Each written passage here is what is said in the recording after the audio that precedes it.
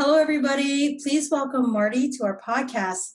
Thank you so much, Marty. Welcome. Thank you for inviting me today. Folks, I'm Marty Greene. I am a licensed and certified coach of bank and also a John Maxwell trainer. And the way I arrived at that was that way back when, in the 70s, I was a music teacher.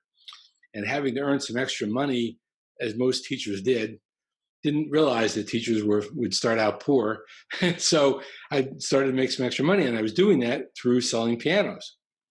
Well, the person teaching me to sell pianos taught me how to close a sale. He taught me all the Benjamin Franklin close and the Assumption close and all those. And he taught me everything about the piano, but he didn't really teach me how to qualify customers.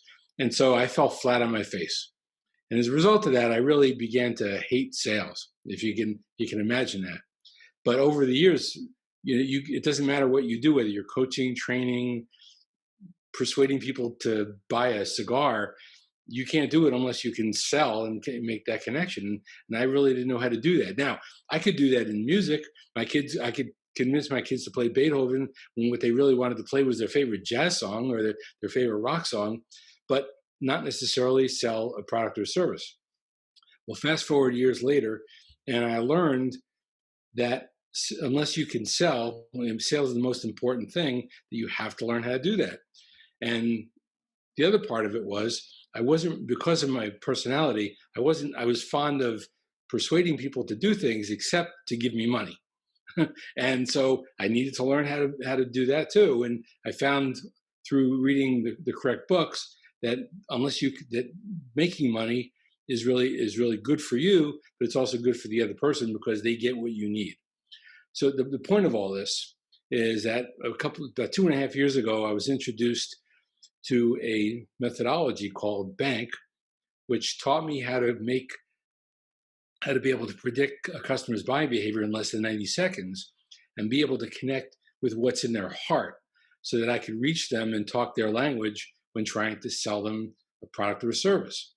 And when you took that along with leadership, well, now all of a sudden I could lead people because I could understand what was in their heart and what motivated them to want to be influenced and persuaded. So that's my story, and that's kind of why I'm here, because I love to share with people to help them lead their best lives, because it's all about people and all about leadership. Everything falls around leadership. If you're walking and you think you're leading, you turn around and nobody's following you, you're really just taking a walk. So what I do is I help people learn how to lead and how to make that connection quickly. Marty, my name is Dan. It's a pleasure to get to know you in this conversation that we're having, along with our audience, as we ask you questions and you answer those questions. Now, the purpose and the reason that we invited you on here tonight is because, one, Ivy is great at knowing people, and she knew you, and you guys have a connection with bank coaching. But also, we like to bring on guests from diverse backgrounds and different life experiences, so our audience gets a chance to get to know you, because they may never cross paths with you in everyday life. And there may be something that you say about your journey of life or your journey in business that they may connect with, and you may say the right thing that inspires them to take some action they wouldn't have taken without that, and then you can help lead them to live their best life.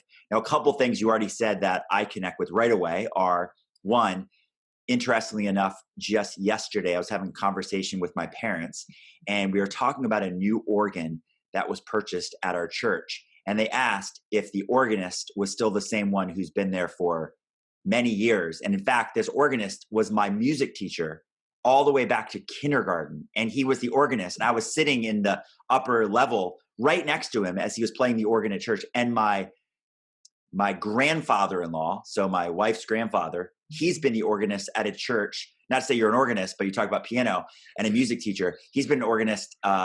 He's, I think, in his 80s, all the way back to a young age up in Boston. And my son is a piano player. And if I turn the camera right now, you'd see there's a piano right there. Kind of see it in the mirror.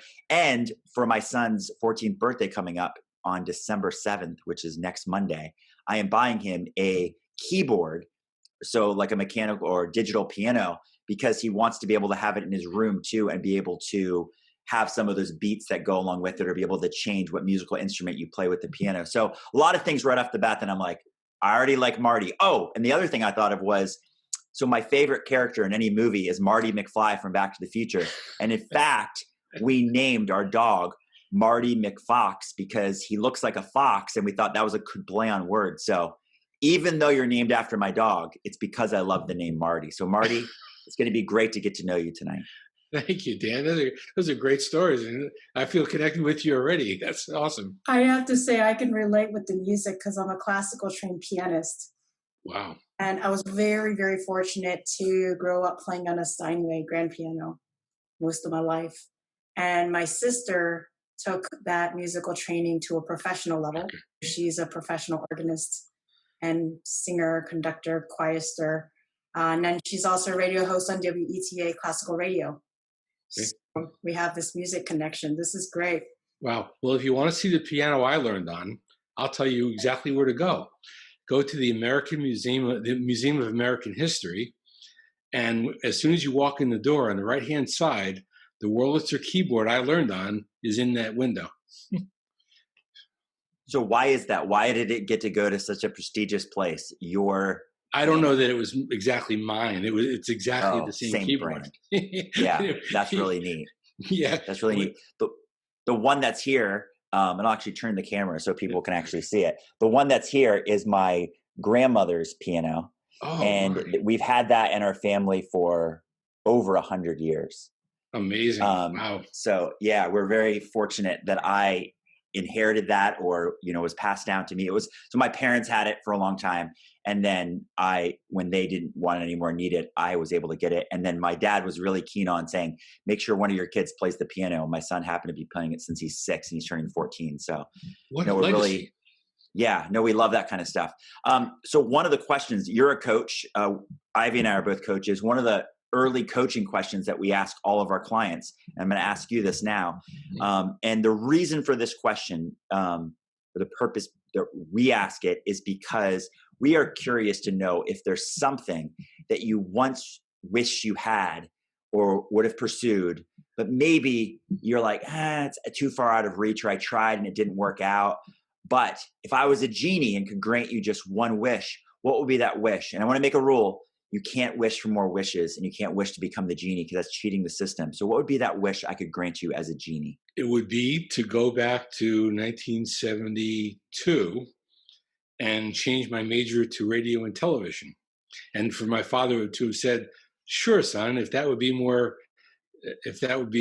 something you'd rather do, then go right ahead and explore it.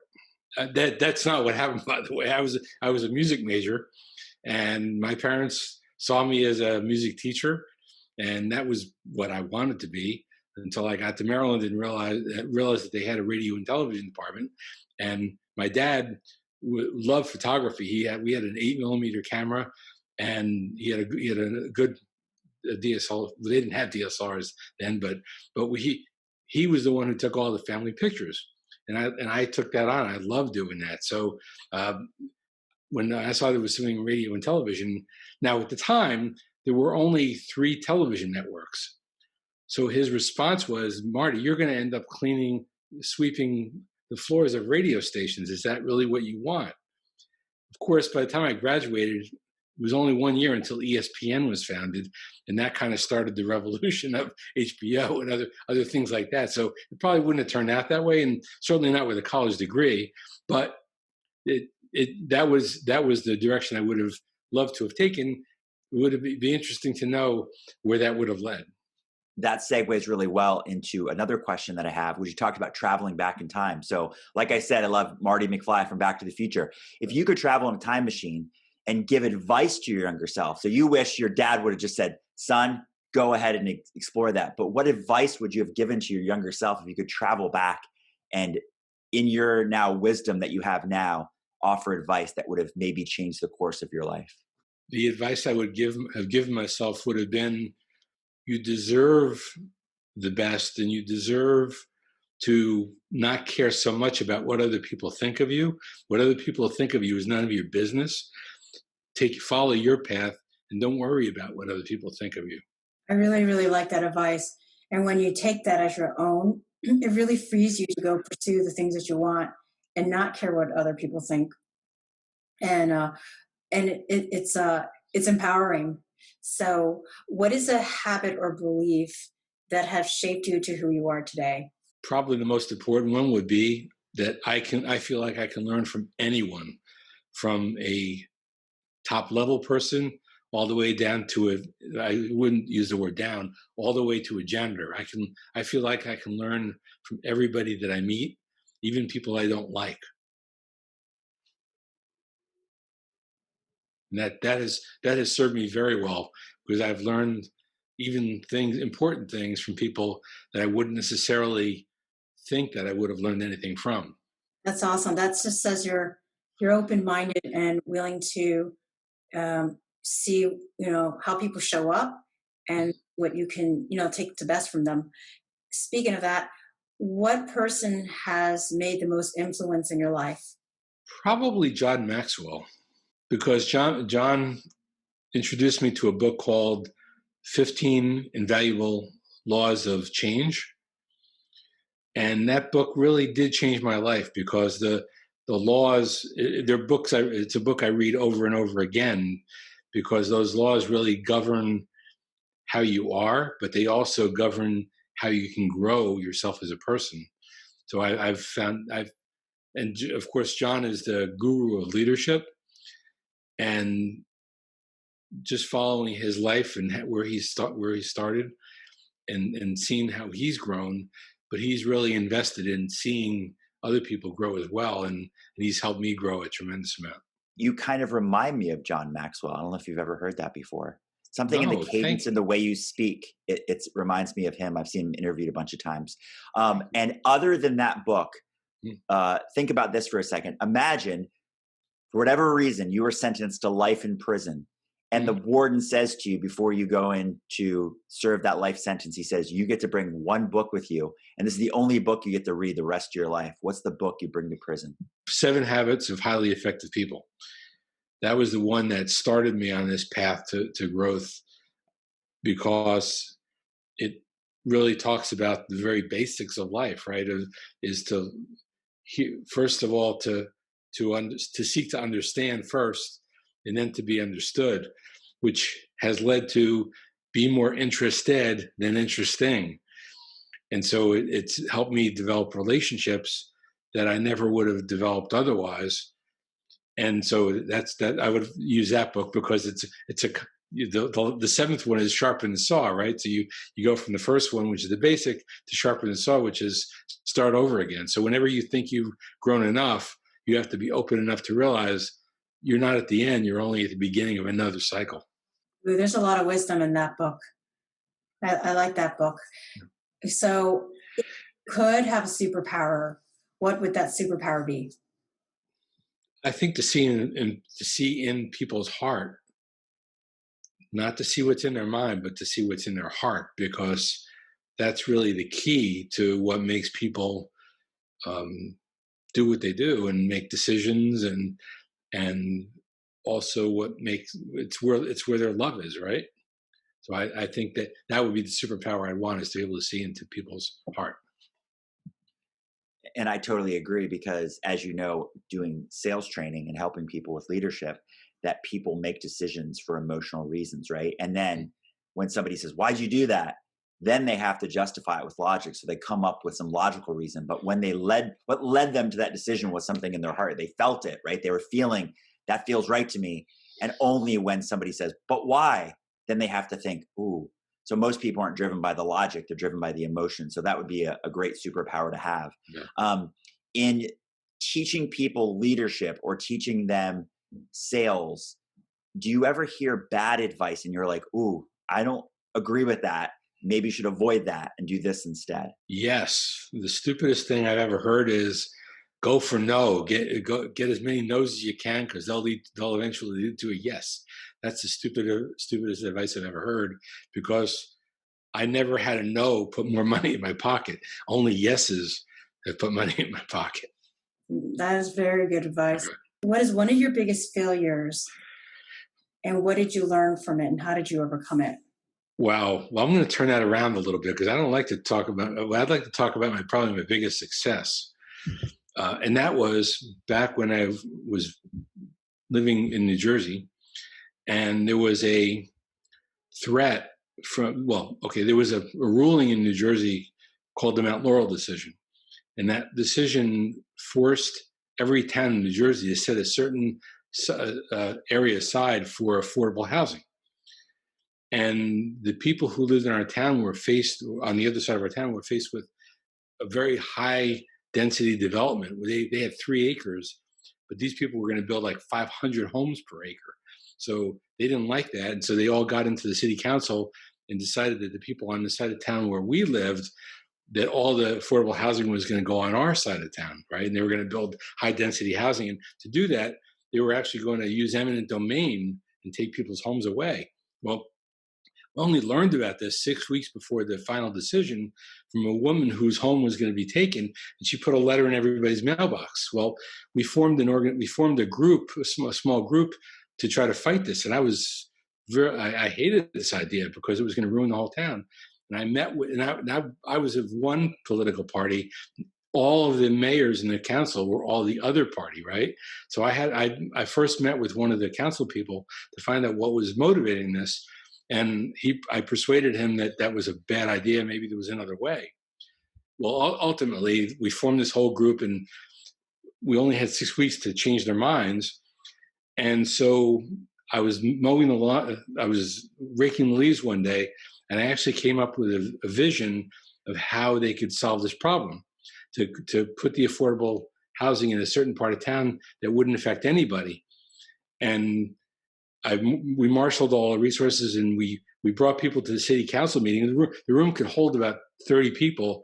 We ended up making them move it all the way to the middle school, and there were like 400 people. We got everybody there. We got newspaper articles written, and ultimately, the vision of the town that I envisioned is exactly how it looks today. So I would say that was probably my biggest success in life. I've convinced 7 councilmen to vote all for that plan that I came up with. So that's an incredible story. Yeah. If you look at your life right now, and I'm sure you agree with this, it's probably a reflection of the things you do consistently, right? So the habitual things, Mm-hmm. or the things you do probably on a daily basis. What would you say if you could pick one habit that you have? What would be the one habit that you think has had the greatest impact on your life? I guess I always ask people about themselves first. When I'm meeting a new person, I always try to find out about them first before I tell them about myself. Is one. And now I think that's probably the habit I have. I have a morning routine where I do exercise, meditation, journaling, and listening or reading a book and I literally do it every morning. And then I journal about what I'm grateful for and affirmations that I know, and I do my goals in the form of affirmations instead of what's going to happen in the future. I look at it as it is currently. And that habit has served me very well because it's helped me focus on what I'm doing right now. And I was born with hypothyroidism, which works like ADD. It makes you look at every shiny object, and it's very easily distracted. And that thing that I do, that routine I do every day, has allowed me to focus and be able to set times and be more active and actually get more done.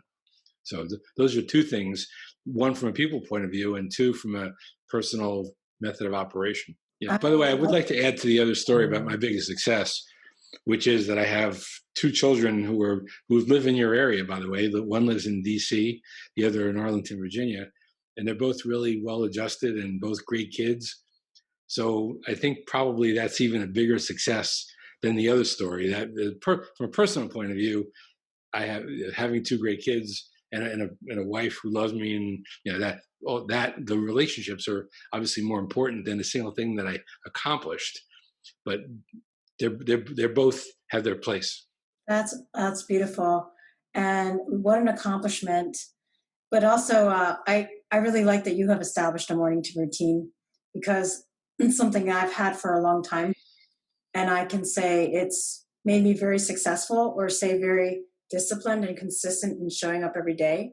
So there's days I wake up and I don't want to start my day. Very, very rarely I feel that way. But if I did have a day like that, just by me going through my morning routine subconsciously, it will set me up to feel so much better when I've completed it.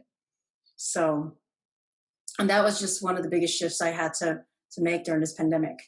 Here's a question for our audience. What is your best advice you can share with our audience? I would say that it's really all about people, and that developing relationships and learning how what makes the other person tick. And people, I think at the end of the day, what you have, you can't really do much with. It's going to be gone, and you're gone. But the legacy you leave, as far as a person, is a gift that you can give forever. To give a compliment is the biggest gift that you can give. Marty, was there something that you wanted to share with people that we didn't ask you and you thought, oh, they should ask me that question because I wanted to share more information about something?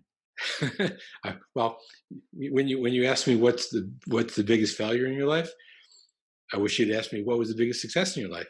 So you did get to answer that, obviously, because you did a great job at flipping it. And if you were in an interview, this is an interview, right? But if you're in an interview for a job, yeah, I would love that as a manager interviewing somebody. I'd be like, that's great.